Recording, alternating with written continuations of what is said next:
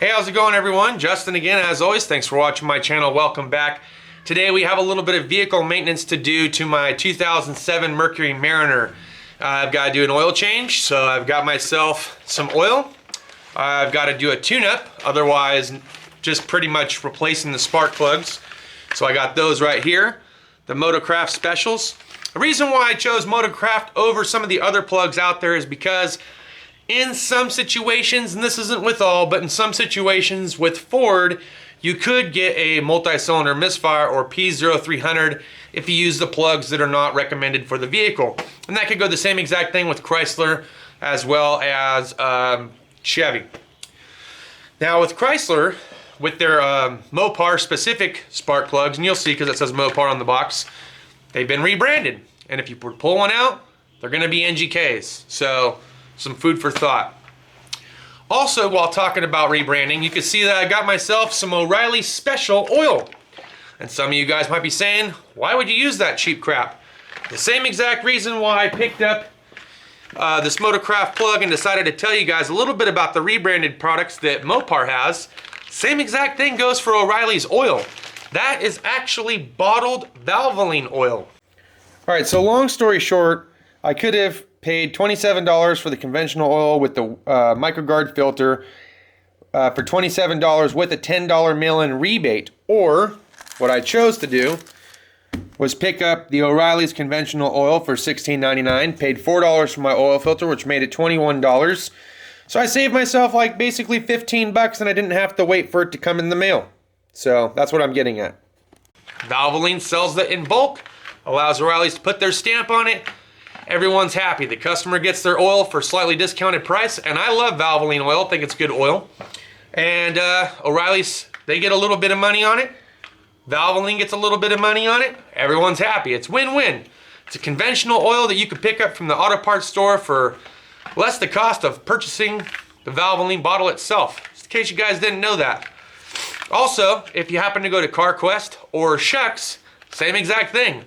All the CarQuest bottles are going to be Valvoline oil as well, just in case you guys wanted to know. I'll also be using this MicroGuard filter, and I've got my gaskets here for the plenum and lower intake for when I change the plugs out. But we're going to take a look at the plugs, see the condition. I don't think they've been done. We're sitting at around 130,000 miles. I think it's about due. We're going to check the gap. We're going to make sure that the gap is good on the plugs.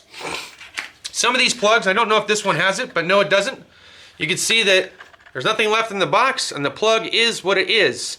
On some spark plugs, it'll have a hardened cardboard sleeve here to protect the electrode from being damaged should these have been dropped. So that'll also help with the gap. Gaps are already preset on those as well. But these ones, since they don't have that protective barrier, we're going to want to check the gap and make sure that we're sitting where we need to be. So we'll be discussing that as well today. That being said, we're going to roll right into it. I have a respirator on because I have a bunch of rodent crap and pee all over the top of this engine, and I want to clean it off, but I don't want to breathe it in. So that's what I'm getting ready to do. Hope you guys enjoy. Thanks for hanging out with me today. Now, I don't know if you guys can see that, but I got some nesting material and some rodent poo all over this intake. Some nice pee all over it. You want to look for any kind of damage. You can see here on this little wire, they've already begun to chomp on it, so I'm going to have to cover that with some liquid electrical tape. And at some point, I need to get a mouse blocker, and I'll bring that up in another video, but I'm going to get a mouse blocker to prevent this from ever happening in the near or distant future. So that's what I got going on. I'm getting ready to use the air gun, put my respirator on, and blow this crap out. All right. Time to get to work.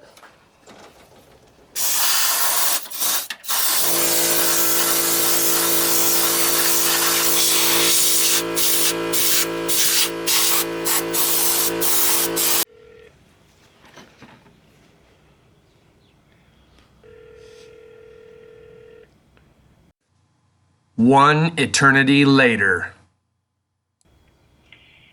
Thank you for calling O'Reilly's. This is Shelby. How can I help you? Hey, how's it going, man? I got a 2007 Mercury Mariner, and I'm looking for the spark plug gap. Is there any way you can tell me what the gap is? Yeah. Let's see. Is it the 6-cylinder? Yeah, it's the 3.0. Yep.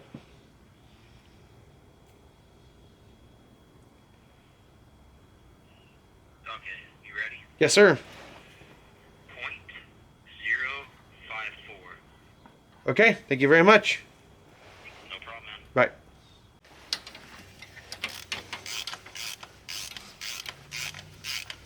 Now this would also be a good time to do the valve cover gaskets as well if they were leaking, or you wanted to do it for maintenance, because you're already going to be in here pulling off the intake and everything else.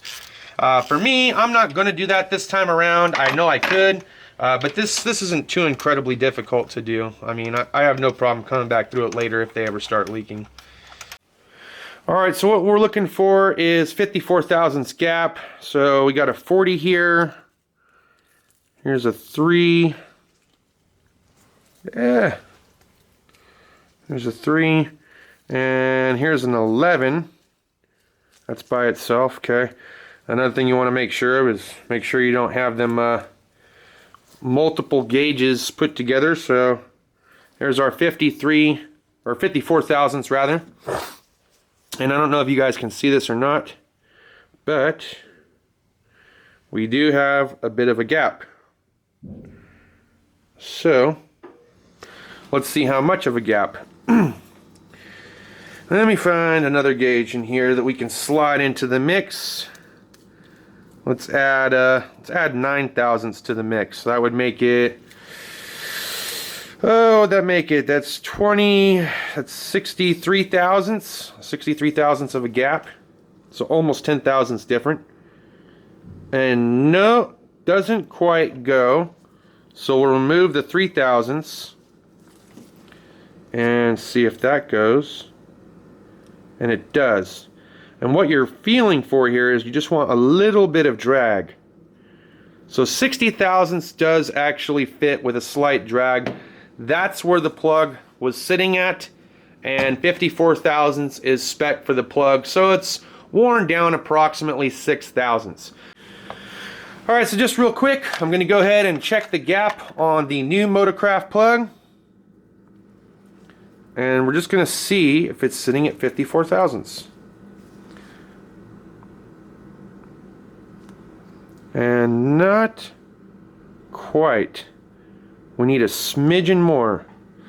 So what am I going to do here? I don't want to pry too hard. I'm just going to gently try to open the gap a little bit with a mini flathead. And we can almost get in there. Let me go a little bit more. Again, I don't want to pry too much.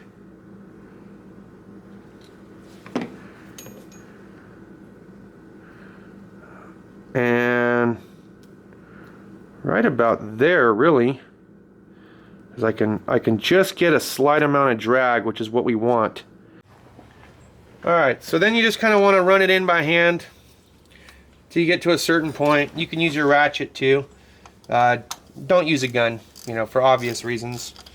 But we're just going to go ahead and run it back in. And once you get close to that snug point, right around there, you just go a little bit more.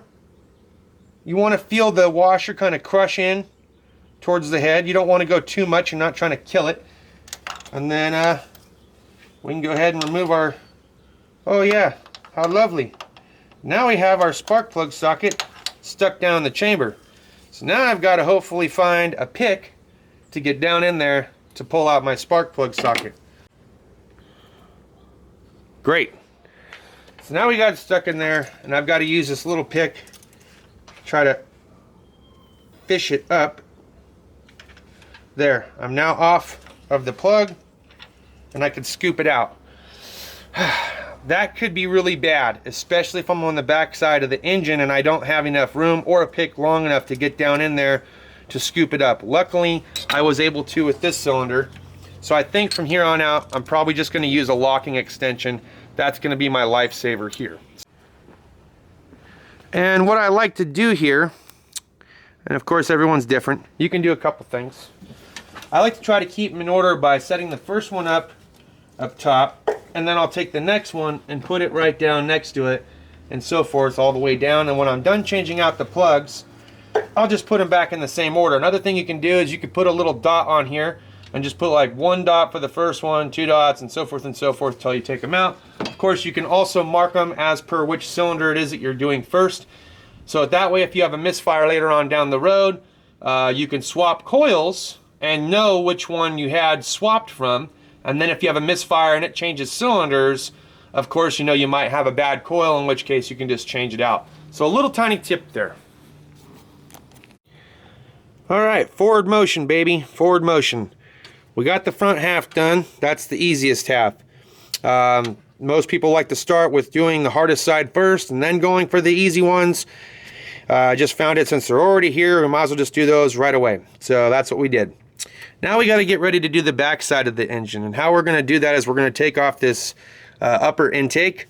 I will have to remove the boot from the air cleaner, which will require me to remove some of these PCV tubes that go to it. So there's a little tiny deal here that we're just going to pull back to us, push it down, and then lift right on up, and that guy comes right on off. Sorry, kind of trying to do this one-handed. And then of course we have these throttle cables and kickdown cable to undo. And what you'll do here is you just pull back on this, kind of maneuver the cable around to where you can push it through. This one is just like a snap fit.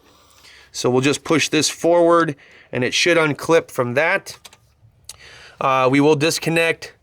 We'll probably end up taking the throttle body off, and because there are coolant lines that go to it, we'll probably just let that rest off to the side. And then for this EGR valve, we'll probably take the 10 millimeters out here, and then we'll just kind of leave that there so we can slide it out. Over here, we'll probably disconnect this electrical connector as well as the one that goes up here, and we'll take these bolts out, so that'll free that up.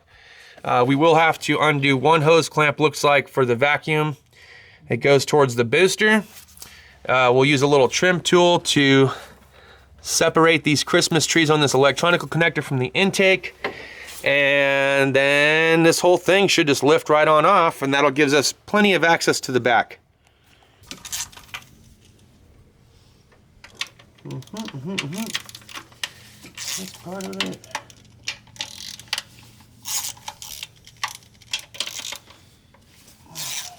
Now it can come off. Sweet.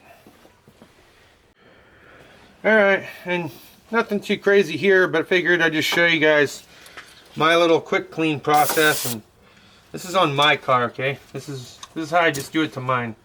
There are special cleaners that you can use, they sell to clean these off with. But I just hit it with some brake cleaner, kind of give it a little wipe.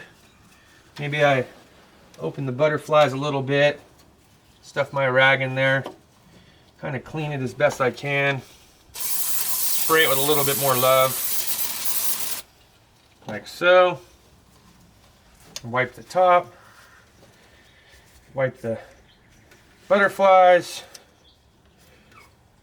and basically all I'm trying to do is give it a smoother airflow, really, and that's going to help with fuel economy, you know, because then it can have more of a spiral kind of effect as air's flowing through and doesn't have that, you know, restriction anymore.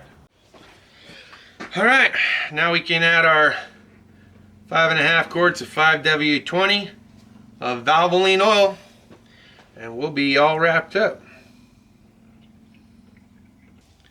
Alright guys, well that'll pretty much wrap up today's video. Thanks for hanging out with me. As always, thanks for watching. I appreciate it. If you liked the video, give it a thumbs up. If you didn't like the video, give it a thumbs down. Share if you want to share. Hopefully you learned something today, whether it was about what kind of bulk oil goes into O'Reilly's oil, or what spark plugs are rebranded what, or how to gap them, you know, or what to look for.